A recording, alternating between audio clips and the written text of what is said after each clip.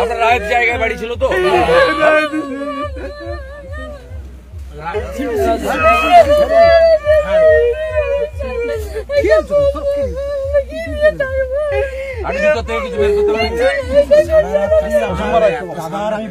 দাদা একটু ওইদিকে যান, দাদা ওইদিকে যান, একটু মুখ করেন।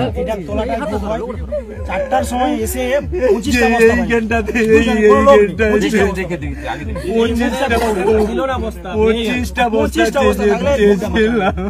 আপনার অনেক টাকার বাড়ি,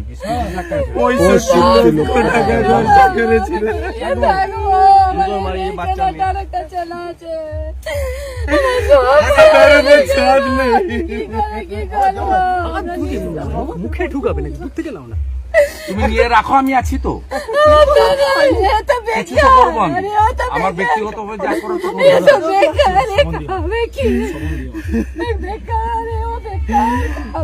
গোটা রাত্রি আমি ওই প্রতিবন্ধীদের সেবা করি, প্রতিবন্ধীদের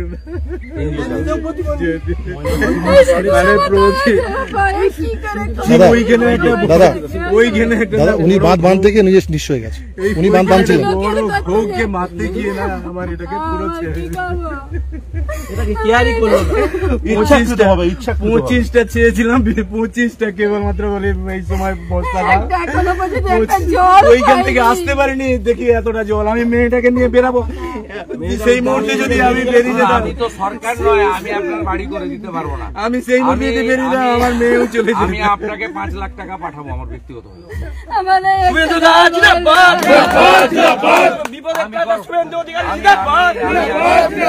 আপনি ঘুরে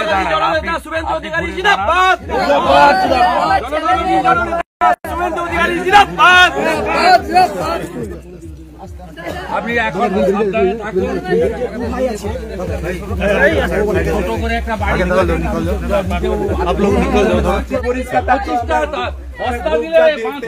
ভোগ না জুড়ে, বাঁধ না জুড়ে, যদি এইগুলো একটু পরিষ্কার থাকতো, মনটা যদি পরিষ্কার থাকতো না, ভোগটা দেখতে সিন্টু সুকুমাররা তো প্রথম দিন থেকে আছে, সেটা পাচ্ছে বলছে, মনটা যদি পরিষ্কার থাকতো না আজকে এই অবস্থা, মনটাও পর্যন্ত পরিষ্কার করা মানে কন্ট্রাক্টর ঘুরছে, কোনো লেবার নেই, একা ঘুরছে, কবিরকরণ একা করবে না তো। 3 বছর পশ্চিমবঙ্গের কোনো ঠিকাদার পেমেন্ট পায়নি, কাজ করবে কেন? কাজ করবে কেন? তোষণ আর ভাতা, ভাতা আর তোষণ, 500 টাকার ভাতা লাও আর ভোট দাও। 15 বছর করবেন, একবারে করবেন। 13 সালে ভেঙেছিল, আমি আর্মিকে নিয়ে এসে জুড়েছিলাম, করবে না, সই আছে জল ছাড়া। আর এটা তো কংসাবতী থেকে জল তো রাজ্য সরকার ছেড়েছে, কংসাবতী এবং আপনার যে মেসেঞ্জার বাঁধ, তার জল তো রাজ্য সরকার ছেড়েছে। ও তো মাইথন আর পাঞ্চেত, ডিবিসের যে দুটা ড্যাম্পের জল, সেটা তো মাইথন পাঞ্চেত। আপনার মেসেঞ্জার আর আপনার এর কংসাবতী রিভারের তো ওদের রাজ্য সরকারের। ভুল ভাল তথ্য লোকে বলা, 500 টাকা লো আর ভোট দাও। অত মুসলমান আছে, অসুবিধা নেই, ঝাঁক বেঁধে ভোট দিবে। ঠিক আছে, আমি তো একটা বাড়ির দায়িত্ব নিলাম।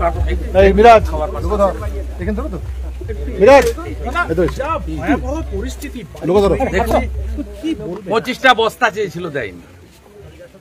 ঠিকাদারের কাছে কোনো লেবার ছিল না, ঠিকাদারদের দোষ দেবো না, 3 বছর কোনো পেমেন্ট পাইনি। ওটা পশ্চিমবঙ্গের কোনো ঠিকাদার 3 বছর ধরে পেমেন্ট পাইনি। মুখ্যমন্ত্রী তবু বলছে, আমরা আমাদের এখানে কাউন্সিলর সুকুমার ছিল, চিন্টু ছিল, প্রতীকরা ছিল, ওরা যতটা পেরেছে পাশে দাঁড়িয়েছে, পাশের বাড়িতে এখন আছে।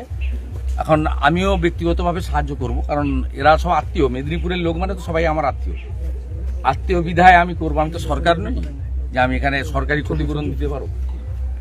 প্রথম দিন থেকে আমরা যতটুকু পেরেছি খাবার দিচ্ছি। আজ থেকে ভারত সেবাশ্রম সংঘ এবং আমরা যৌথ উদ্যোগে আমরা এখানে 5-6 হাজার করে লোকের দুপুরের খাওয়ারের ব্যবস্থা করেছি। তারপলিনও আমরা দেওয়া শুরু করেছি, জল নামছে, আরো তারপলিন লাগবে, আমরা করব। এখানকার লোকে উত্তর দেবে, বিরোধী দলনেতা তো অভিযোগ করবেই, অভিযোগটা তো সঠিক। আপনি নিজে গ্রামবাসীদেরকে জিজ্ঞেস করুন না। 25খানা বস্তা চেয়েছিল, দিলে আজকে এই সর্বনাশটা 65 লক্ষ টাকার বাড়ি, এই বাড়িটা হাফ ক্র্যাক হয়ে গেছে। এবং যত রস টানবে কাঁচা বাড়িগুলো, টালির বাড়িগুলো ধুপধাপ করে পড়বে। যত 2-3 দিন ধরে যদি রোদ হয়, রস যত টানবে, জল যত শুকাবে, সমস্ত কাঁচা দেওয়ালগুলো ধূপ ধূপ করে পড়বে। মুখ্যমন্ত্রী তো আপনার এফেক্ট 15 দিন ধরে চলে। মুখ্যমন্ত্রী বলছেন ম্যানমেড বন্যা, কেন্দ্রীয় সরকারকে দুষছেন। শুনুন, দেখুন, মুখ্যমন্ত্রীকে প্রথম দিন 3 দিন আগে আমি মুখ্য সচিবকে টুইট করে জানিয়েছিলাম সকালবেলা, গত পরশুদিন সকালবেলা 9টার সময়। আমি বলেছিলাম এটা মুখ্যমন্ত্রীর কাজ কি, মুখ্যমন্ত্রীর উচিত নবান্নতে বসে বা জলসম্পদ ভবনে বসে মনিটরিং করা। 13 সালে আমি তমলুকের এমপি ছিলাম, অ্যানিকেট বাঁধ ভেঙে গেছিল এখানে, আমি সঙ্গে সঙ্গে হলদিয়া থেকে লেবার নিয়ে এসে এবং আর্মির সাহায্য নিয়ে এসে, তখন সঞ্জয় মিত্র মুখ্য সচিব, আর্মির সাহায্য নিয়ে আমরা রাতারাতি এখানে লোহার স্ল্যাব লাগিয়ে বাঁধগুলো জুড়ে দিয়েছিলাম। এ সরকার তো এখন আজকে 72 ঘন্টা হয়ে গেছে, কোনো কাজই করেনি। ভাঙা আমুয়া ইটাগুলো নিয়ে এসছে, তাতে কে আটকাবে? এখানে তো অন্য জিনিস লাগতো, বোল্ডার ক্লে দিতে হতো, আপনার নেটের ভিতরে বোল্ডার ঢুকিয়ে ফেলতে হতো। ঘোগ হয়ে আছে অসংখ্য। ঘোগ আমাদের দেশীয় ভাষা, নিচ থেকে ওই একবার শুরু হলে গর্ত, ওটা অটোমেটিক কোর্সে বাড়তে বাড়তে বাড়তে বাড়তে আলটিমেটলি বাঁধ ভেঙে যায়। এই কাজগুলো মনিটরিং করতে হয়। এই কাজগুলো এসে কোনো যারা ভিভিআইপি, যারা এলে 2000 পুলিশ আসে, যারা এলে গাড়ি ঘোড়া আটকানো হয়, তাদের আসতে নেই। এই কাজটা ইঞ্জিনিয়ারদের কাজ, ঠিকাদারের কাজ। এই কাজটা করতে হয়। রিলিফ কোথায়? আমি এখানে আসবো বলে পুলিশ কার কাছ থেকে, এনএইচ থেকে মাল তুলেছে, মাল তোলা ছাড়া তো পুলিশের পয়সা তোলা ছাড়া কাজ নেই।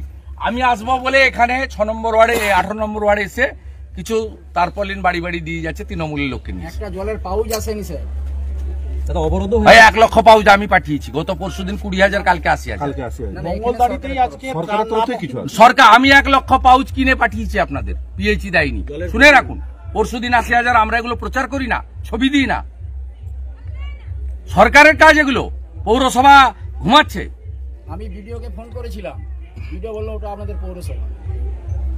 ভিডিও বলছে জানি না। আরে আপনি জানবার, পৌরসভাতে মোট ত্রিপল এসেছে 1000, আর এতগুলো অঞ্চল ভেসে গেছে, চৈতন্যপুর থেকে, গোবিন্দনগর থেকে, ঘোষপুর থেকে, প্রতাপপুর 1 থেকে, কেশাপাট এখন ভাসছে, মাইসরাও ঢুকে গেছে জল।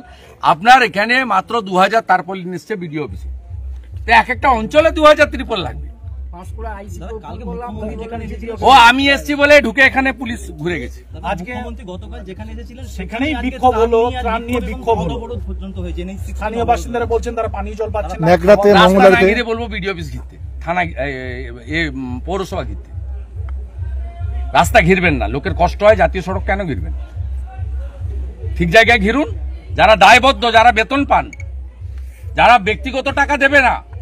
আমি এই ভাঙা বাড়িটাতে বলেছি আমার বাড়ির রোজগার আছে, আমি পাঠাবো, ব্যক্তিগত সাহায্য করব। এরা আত্মীয় আমার, মেদিনীপুরের লোক সবাই আমার আত্মীয়। কিন্তু সরকারের যে কাজ, সে কাজ সরকার করছে না। আমি আসার আগে পুলিশ এখানে এসে এইসব জিনিস করছে, কারো কাছ থেকে ঘুষের টাকা নিয়ে এসছে। সরকারি টাকা তো নয়, পুলিশের কাজ নয়, কাজটা বিডিওর কাজ এবং মিউনিসিপ্যালিটির। মুখ্যমন্ত্রী বলছেন ডিভিসির সঙ্গে সম্পর্ক ছিন্ন করবেন। সাহস থাকলে করে দেখুন। ঝাড়খণ্ড সীমানা সিল করা হয়েছে। না না করুন, সিলটিল লিখিত নেই, ব্যবস্থা নিচ্ছে।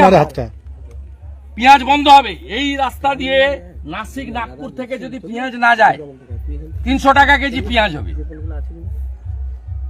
এই রাস্তা দিয়ে আসে নাসিক, নাগপুরে, ছত্তিশগড় হয়ে আপনার ঝাড়খণ্ডের উপর চিচিড়া দিয়ে এই দিক দিয়ে গোটা, শুধু এইখানে নয়, ভুটান, নেপাল পর্যন্ত এটা হচ্ছে রুট, নর্থ ইস্টার্ন।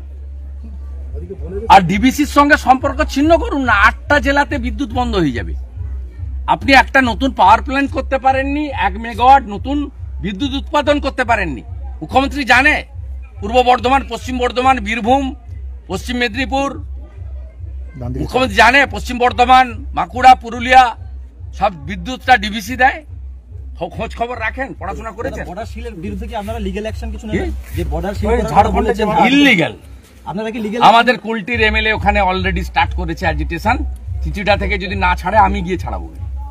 না লিগ্যাল আর আমি কমপ্লেন করছি, আমি কেন্দ্রীয় স্বরাষ্ট্র দপ্তরকে, জাতীয় সড়ক পরিবহন দপ্তরকে, রাজ্যপালের কাছে কমপ্লেন করছি, ব্যবস্থা আমরা নিচ্ছি। স্যার এই বাঁধ বাঁধার ব্যাপারটা কি ভাবছেন? এইভাবে বাঁধলে আবার জল ঢুকবে। আমি তো বলার লোক, আমি বলবো যাতে বাঁধ এখানে ইমিডিয়েট প্রায়োরিটি দিয়ে করে, কারণ আমরা আজকে সকালেই দেখেছি যে দুর্গাপূজার সময়কালে আবার নতুন করে নিম্নচাপের সৃষ্টি হতে পারে। প্রাক পূর্বাভাস আপনারাই দিয়েছেন মিডিয়াগুলো। অতএব না, পুজোর আগে বলেছে, ওই পুজোর সময়কালে। আমি ওইটাই বলছি ভাই, আমি পড়ে এসছি। অতএব এই বাঁধকে যদি স্থায়ী নির্মাণ না করেন তাহলে নিম্নচাপের সময়, বিশেষ করে ভরা জোয়ারের সময় আবার নতুন করে মানুষের ক্ষতি হওয়ার আশঙ্কা আছে। স্যার এইরকম ঘরগুলো বসে গেছে, এগুলো আবার জল এলে একেবারে ওই পড়ে যাবে। পড়ে যাবে, এমনিতে জল টানলে কি হয় দেখুন, ভিজে মাটি যখন রস টানবে। স্যার সেইগুলোর জন্য কিছু ব্যবস্থা নিয়ে আমি দেখবো, আমার যতটা সম্ভব করার করবো।